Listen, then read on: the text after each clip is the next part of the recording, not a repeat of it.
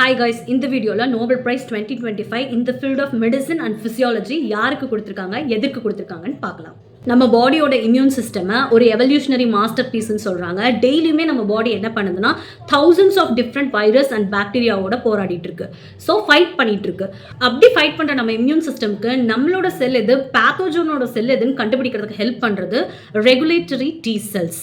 இந்த ரிசர்ச்ல T cells தான் எசென்ஷியல் பிளேயர். ரெண்டு டி செல்ஸ் சொல்றாங்க, ஒன்னு ஹெல்பர் டி செல்ஸ், இன்னொன்னு killer T cells. Helper T cells அப்படிங்கிறது நம்ம பாடியோட பேட்ரோல் மாதிரி. ஒன்ஸ் இன்வேடிங் மைக்ரோப் அது கண்டுபிடிச்சதுக்கு அப்புறம் அதர் இம்யூன் செல்லுக்கு இன்ஃபார்ம் பண்ணிடும். கில்லர் டி செல்ஸ் என்ன பண்ணும் அப்படின்னா, நம்மளோட செல் இன்ஃபெக்ட் ஆயிருக்கும்ல அந்த வைரஸால பாக்டீரியாவால, அதை அழிச்சிடும். நம்மளோட இன்ஃபெக்டட் செல்ஸை அதை அழிச்சிடும். நம்மளோட டி செல்ஸ் எங்கே மெச்சூர் ஆகுதுன்னா தைமஸில் மெச்சூர் ஆகுது. இம்யூன் செல்ஸோட டெவலப்மெண்ட் எங்கே நடக்குதுன்னா தைமஸில் தான் நடக்குது. It is a very important organ for our immune system. இதை ஒரு எக்ஸ்பெரிமெண்ட் மூலிமா கண்டுபிடிக்கிறாங்க. ஒரு எலிக்கு என்ன பண்ணுறாங்கன்னா தைமஸை ரிமூவ் பண்ணிடுறாங்க. ரிமூவ் பண்ணதும் அதுக்கு ஆட்டோ இம்யூன் டிசீஸ் வந்துருச்சு. கொஞ்ச நாள் கழிச்சு அதே எலிக்கு என்ன பண்ணுறாங்கன்னா இன்னொரு எலிக்கிட்ட இருந்து மெச்சூரான டி செல்ஸ் கொடுக்குறாங்க. அது ஆட்டோ இம்யூன் டிசீஸ்லேருந்து ப்ரொடெக்ட் பண்ணிக்கிச்சு தன்னை.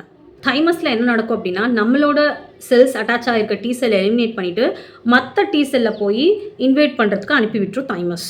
ஹெல்பர் டி செல்ஸில் இருக்க CD4 ப்ரோட்டீனும் கில்லர் டி செல்ஸில் இருக்க CD8 ப்ரோட்டீனும் நம்மளோட இம்யூன் சிஸ்டம்க்கு ரெஸ்பான்சிபிள். ரிசர்ச் ஆரம்பித்த 10 வருஷம் கழிச்சு தான் CD4 மட்டும் கிடையாது, CD25 நம்மளோட இம்யூன் சிஸ்டம் ஸ்ட்ராங்காக இருக்கிறதுக்கு ரெஸ்பான்சிபிள் அப்படின்னு கண்டுபிடிச்சிருக்காங்க. It helps in preventing auto immune diseases. இந்த நியூலி ஐடென்டிஃபை CD4 + CD25 தான் ரெகுலேட்டரி டி செல்ஸ் அப்படின்னு சொல்கிறாங்க. இந்த ரிசர்ச்சை பண்ணவங்க மேரி இ பிரன்காவ், ஃப்ரெட் ராம்ஸ்டெல், சிமன் சாஹாகுச்சி. அவங்களுக்கு இந்த 2025 நோபல் பிரைஸ் தராங்க. தேங்க்யூ ஃபார் வாட்சிங். Stay tuned.